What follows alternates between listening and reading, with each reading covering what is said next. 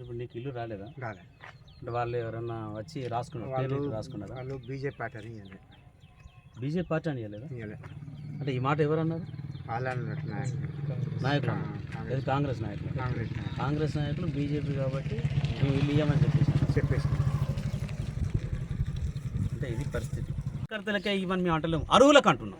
ఇవాళ నరేంద్ర మోడీ గారు ఎన్నో పథకాలు చేపట్టిండు, కానీ ఏ పథకానికి భారతీయ జనతా పార్టీ కార్యకర్తలకి అని చెప్పేసి నరేంద్ర మోడీ గారు కానీ భారతీయ జనతా పార్టీ నాయకులు కానీ ఎక్కడ కూడా చెప్పలేదు. అర్హులైన ప్రజలకు చెందాలి అనే ఆలోచనతోటి ఆన్లైన్ వ్యవస్థ తీసుకొచ్చిండు. ఇవాళ ప్రజలకు సంక్షేమ పథకాలు కానీ సబ్సిడీ పథకాలు ఉన్నాయి.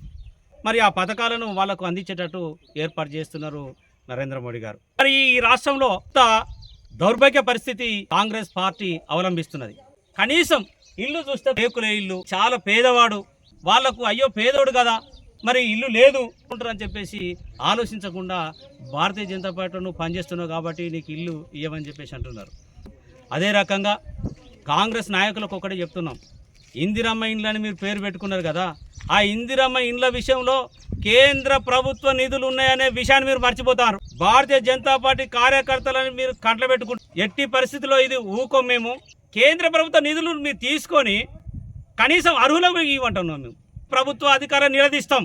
ఎందుకంటే ఈ కమిటీ నిర్ణయించిన ప్రకారంగా అర్హులైనకే ఇచ్చిరా ఇయ్యలేదా? మీరు చూసినట్లయితే ఆ లిస్టులు ఎవరైతే ఆ లబ్ధిదారులు ఉన్నారో ఎక్కువ శాతం అనర్హులకే ఇచ్చారు. బాజాప్తాగా అడుగుతాం, ప్రభుత్వ అధికారులను ఖచ్చితంగా నిలదీసి అడుగుతామని చెప్పేసి సందర్భంగా తెలియజేస్తున్నాం. సీనన్న మీకు ఇల్లు తప్పనిసరిగా రావాలి, ఆ విషయంలో ఖచ్చితంగా మాట్లాడతాం. ఇక ముఖ్యమంత్రి గారు ఆయన ఏమంటున్నాడంటే ఎక్కడైతే అన్యాయం జరిగిందో మాకు చెప్పండి అంటారు. ఇది చూస్తలేరా? ఇక్కడ కడియం శ్రీహరి గారు ఉన్నారు, మరి ఎమ్మెల్యే ఏం చేస్తున్నాడు? ఆయన తెలియదా? ఆయన తెలిసే చేస్తున్నాడు.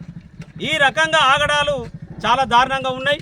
చర్యలు తీసుకుంటాం, ప్రభుత్వ అధికారుల వెంట పడతాం, న్యాయం జరిగేంత వరకు మేము పోరాడతామని చెప్పేసి సందర్భంగా తెలియజేస్తున్నాం.